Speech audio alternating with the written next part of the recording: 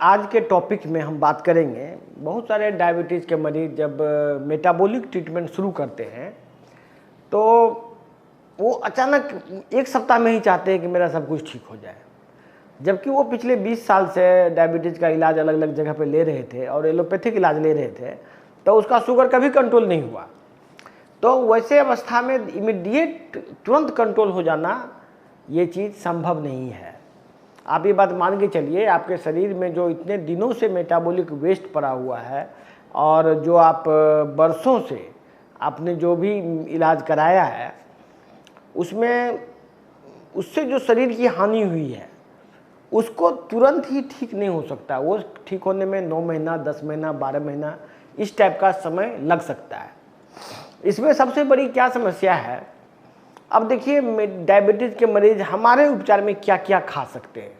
जैसे कि हमारे प्रोटोकॉल में एक प्रोटोकॉल है कि सुबह में आप फल खाएं, ये भी एक प्रोटोकॉल है। दूसरा प्रोटोकॉल है कि आप सुबह में अंडा का ऑमलेट प्लस ब्रेड में बटर लगा के खाएं, ये भी एक प्रोटोकॉल है। यदि आप कोई आदमी चाहता है कि कम्प्लीटली हम नॉन वेजिटेरियन खाना खा के डायबिटीज़ का मेटाबॉलिक उपचार लें, तो वो सुबह में 2 अंडा का ऑमलेट और प्लस ब्रेड में अच्छा से बटर लगा के आप सुबह नाश्ता खा सकते हैं। फिर दोपहर के खाना में जैसे कि बहुत सारा आदमी रोटी खाते हैं, जैसे कि पहले डायबिटीज़ के मरीज को ये दिमाग में भर दिया गया है कि रोटी उसके लिए बेहतर है, लेकिन हम लोग रिकमेंड करते हैं कि आप चावल खाइए, चावल दाल सब्जी जो खाते हैं। तो उसमें हम लोग यदि आप मीट खाना चाहते हैं, सपोज कीजिए कि आप दिन में भी मीट खाना चाहते हैं, तो बिल्कुल आप खा सकते हैं। आप मटन खा सकते हैं, मटन में चर्बी वाला चूस्ता यदि खाना चाहते हैं वो खा सकते हैं, और मटन भी खा सकते हैं, कुछ भी कितना भी ये खाइए। रात को बहुत सारे लोग का चॉइस होता है दूध पीने का, दूध पीना चाहते हैं तो दूध फुल क्रीम पी सकते हैं। देखिए हम लोग जो जैसे कि अभी जो दूध पीने का जो रिवाज चला हुआ है उसमें प्रायः स्किम्ड मिल्क, उससे फैट निकाल के दूध लोग पीने का मिलता है मार्केट में। वो दूध इसीलिए मिलता है क्योंकि फैट निकाल के उससे घी बेचता है और फिर दूध बेच के दूध बेचा जाता है।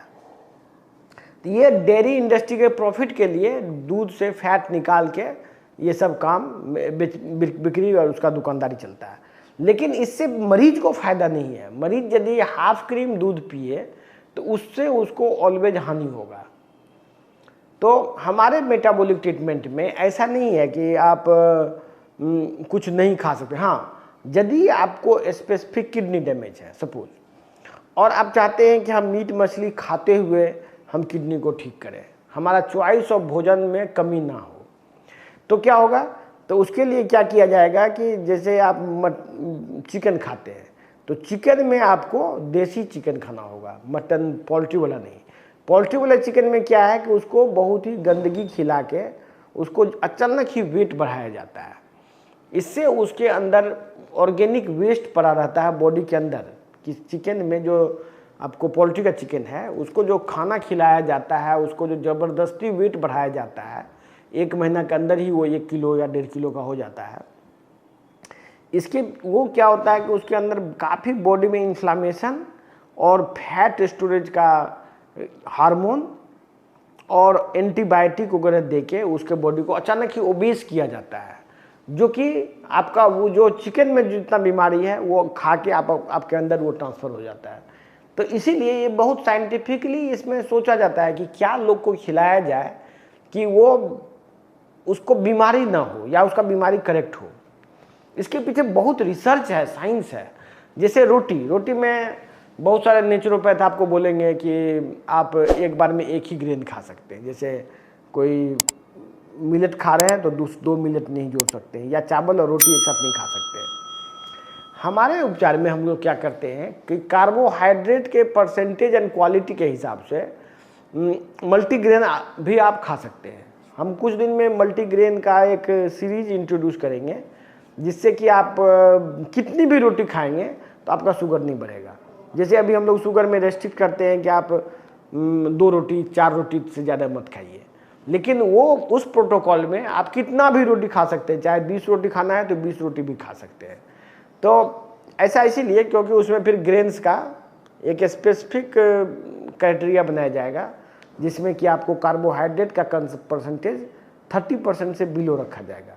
अभी तक जितने भी ग्रेन्स हैं जैसे चावल, गेहूँ, ये सब में 70% ग्रेन्स है, कार्बोहाइड्रेट है।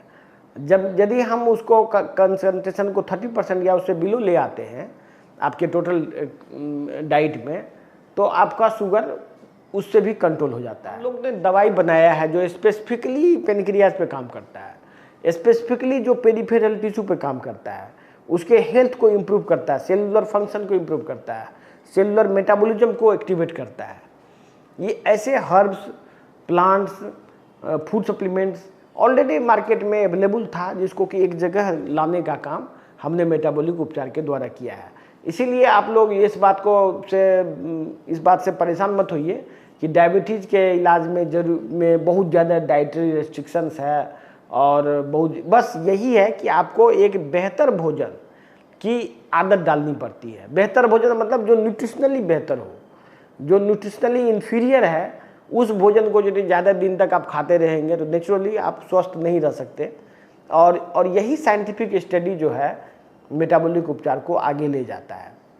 और हमारा उम्मीद है कि हर एक व्यक्ति, देश का हर एक व्यक्ति इस बात से वाकिफ़ हो जाएगा एक दिन और वो खुद ही डायबिटीज़ से मुक्त हो जाएगा। ये कोई भी लाइलाज बीमारी नहीं है, ये जेनेटिक डिजीज़ भी नहीं है, ये सिंपली फूड के गलत कम्बिनेशन से लोग को हो रहा है, जिस पर हम लोग काम कर रहे हैं। लोगों को एनकरेज किया जा रहा है कि उसको सीखें और हमारे उपचार को अपनाएं, जिससे कि पूरे देश का भला होगा। हमारा उपचार बुखार में भी उतना ही इफेक्टिव है।